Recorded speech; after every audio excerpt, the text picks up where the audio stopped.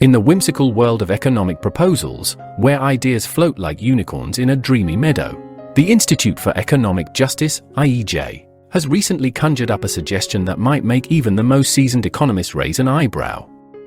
Brace yourselves, for the Institute for Economic Justice believes it's time for South Africa to embark on a tax hike adventure, especially targeting the well-heeled citizens, all in the name of financing a basic income grant big.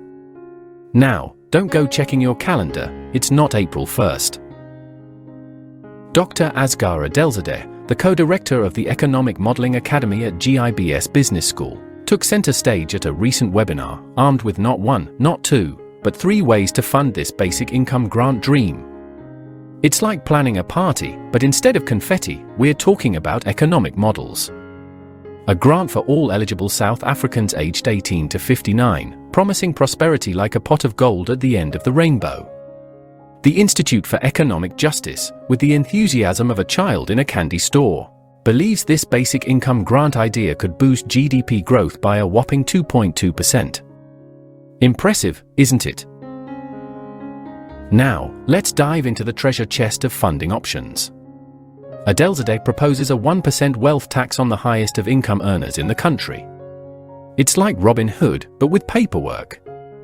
The estimated bounty from this tax raid? A cool 70 billion rand.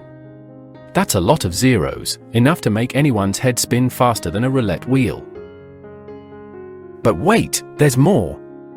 Adelzadeh throws in a social security tax, a simple structure that applies a flat tax to people's wages.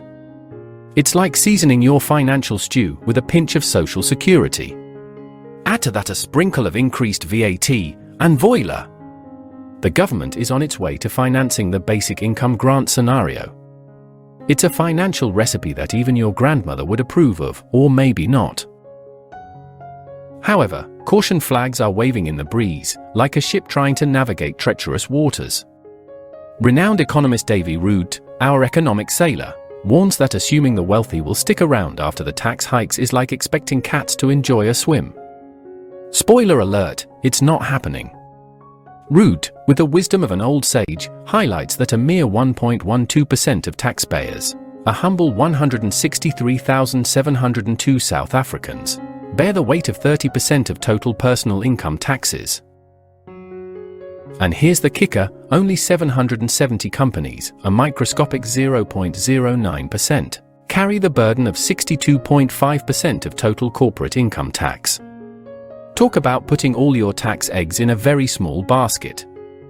Rood, with a furrowed brow and a sense of impending doom, warns that if this tax-based tightrope act gets implemented, businesses and taxpayers might just pack their bags and say, "Goodbye, South Africa."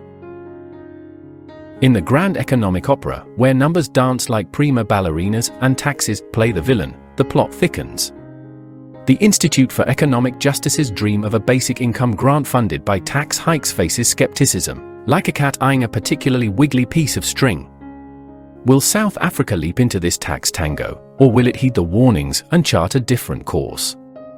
Only time will tell, but one thing's for sure, the economic stage is set for a drama worth watching. Thanks for watching.